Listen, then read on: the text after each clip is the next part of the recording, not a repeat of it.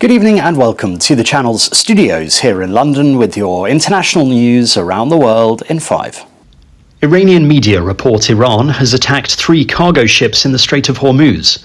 The Islamic Revolutionary Guard Corps says it seized 2 of the 3 ships and is escorting them to the Iranian coast. Donald Trump said last night he was extending the ceasefire while also maintaining the US blockade of Iranian ports, which is designed to put pressure on Iran before talks with the US in Pakistan. Iran's foreign ministry has said it has not yet decided whether it will participate in a new round of peace negotiations. I think in my perfect world, we would have ended the ceasefire and at least had the threat of military force in an effort to increase leverage, which could be used not only to achieve our political military aims, but also to bring some of the 6 Americans that are held by the Iranians home to the United States. Ukraine says it has resumed pumping Russian oil through a pipeline into Hungary and Slovakia, bringing to an end months of deadlock over a €90 billion loan seen as vital European support for Kyiv. Soon afterwards, EU ambassadors meeting in Brussels gave initial approval to the loan, as well as a 20th package of sanctions on Russia. It is now expected to be signed off on Thursday. Although the funding was agreed last December, Hungary's Viktor Orbán slapped a veto on the payment in February. German airline Lufthansa will cut 20,000 European short-haul flights over the summer, saying soaring fuel prices have made many journeys unprofitable for the firm.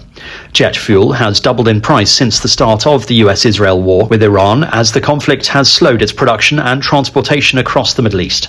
Several airlines, including KLM France and Delta, have also temporarily cut some flights, while others have raised ticket prices as they pass on expenses to customers.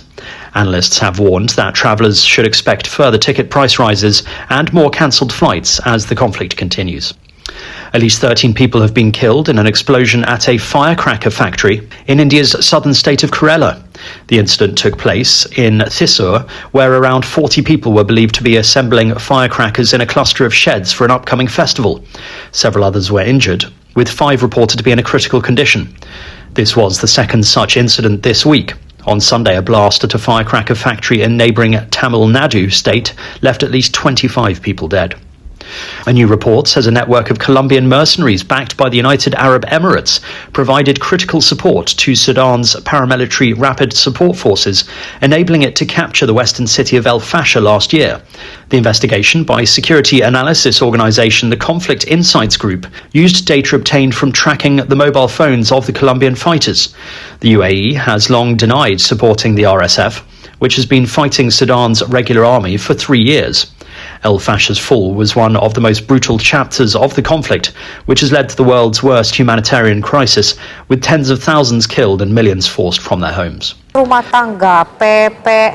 Indonesia's parliament has passed a law to protect the rights of domestic workers more than 20 years after it was first introduced. The country is home to some 4.2 million domestic workers, of which 90% are women.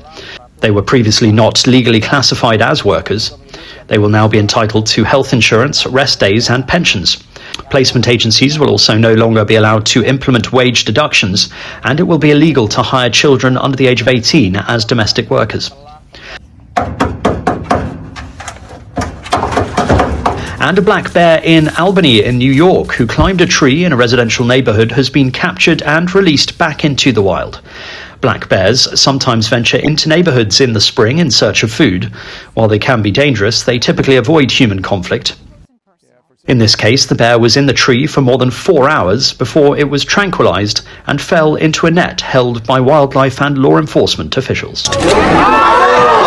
Well, certainly bears are large and capable of being dangerous, but by and large, they're generally very wary of people. And so you saw this bear went up a tree. That's its escape mechanism. It got nervous where it was, and it climbed a tree to be away from us. That's not a normal thing to see a bear here in the middle of nowhere. Have you seen a bear in the neighborhood before?